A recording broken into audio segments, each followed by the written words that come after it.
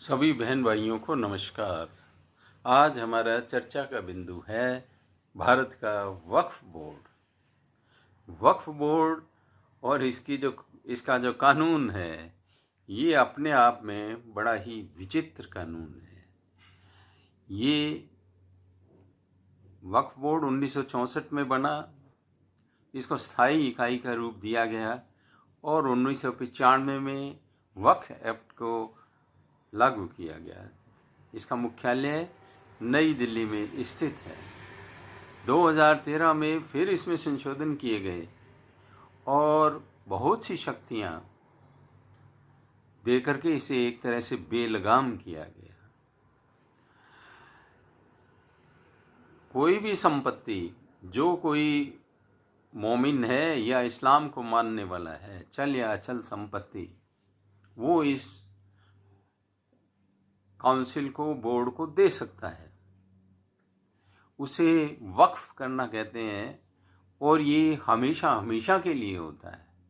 ये अपरिवर्तनीय रहता है। इसका स्वामित्व एक बार अल्लाह के नाम पे हो जाने के बाद फिर ये वापस रिवर्सिबल नहीं है, अपरिवर्तनीय है ये। और वक्फ इसका रखरखाव करता है। रखरखाव करने वाले को इसके मुतवल्ली कहते हैं। अब ये विचित्र कैसे है कि 2005 में ताजमहल को वक्फ प्रॉपर्टी डिक्लेयर कर दिया गया। तमिलनाडु का एक पूरा गांव वक्फ प्रॉपर्टी में बताया गया, जो बाद में बड़ा लंबा चौड़ा इसमें केस चला और फिर इसका निर्णय हुआ। सूरत नगर निगम की जमीन को वक्फ की प्रॉपर्टी बताया गया। और इसके साथ साथ बहुत से मुस्लिम्स की भी इसमें पीड़ित हैं, जो न्यायालयों की शरण में गए। हालांकि इसमें अपील करने का भी प्रावधान नहीं है। खुद का ही न्यायालय, मतलब जो इसकी निर्णायक बॉडी है, उसको मैंने न्यायालय शब्द बोल दिया, लेकिन वो खुद का ही उसका कानून है और सभी मुस्लिम उसमें मेंबर्स हैं। जो इसमें ट्रिब्यूनल है और सारे के सारे जेंट्स हैं।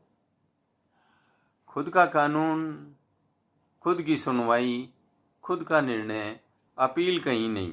ये एक बड़ी विचित्र सा वक्फ बोर्ड है।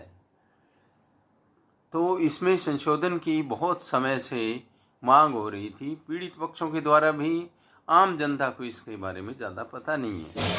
ये भारत में डिफेंस, रेलवे के बाद सर्वाधिक जमीनों को रखने वाली बॉडी है और इसके अपने आमदनी के सोर्सेज हैं। सरकार से भी इन्हें एड मिलती रहती है। अब इसके अंदर संशोधन की नितांत आवश्यकता थी, क्योंकि विचित्र सा कानून है इसका। तो उस संशोधन में भी 40 से ज़्यादा संशोधन केंद्र सरकार ने प्रस्तावित किए हैं। ये अपने आप में इस कानून की कमियों को दर्शाता है। किसी भी कानून में यदि 40 संशोधन की आवश्यकता पड़ती है, तो इसका मतलब वो अपने आप में वो किस तरह का कानून है। इसका मतलब इसमें बहुत सी खामियां हैं, जिसका आम जनता को भी नहीं पता। वो पता नहीं कब प्रताड़ित हो जाए। इस कानून में अब जो संशोधन करने की बातें हो रही हैं और जो प्रस्ताव भी रखा गया, बिल में रखा गया, जिसे अभी जॉइंट पार्लियामेंट्री कमेटी को दिया गया है, पता नहीं वो कब तक अपनी रिपोर्ट देगी और कब फिर ये पास होगा, कब एक्ट बनेगा। लेकिन इसकी नितांत आवश्यकता है। इसमें किसी को भी कोई संदेह नहीं होना चाहिए। इसमें जो संशोधन किए जा रहे हैं, उसमें कलेक्टर को कुछ शक्तियां देने की बात है, अपील का प्रावधान करने की बात है, महिलाओं को इसके अंदर रिप्रेजेंटेशन देने की बात है, जिसमें मुख्यतः मुस्लिम महिलाएं ही होंगी। हालांकि इसमें नॉन मुस्लिम्स भी इनके ट्रिब्यूनल में शामिल करने का प्रावधान है।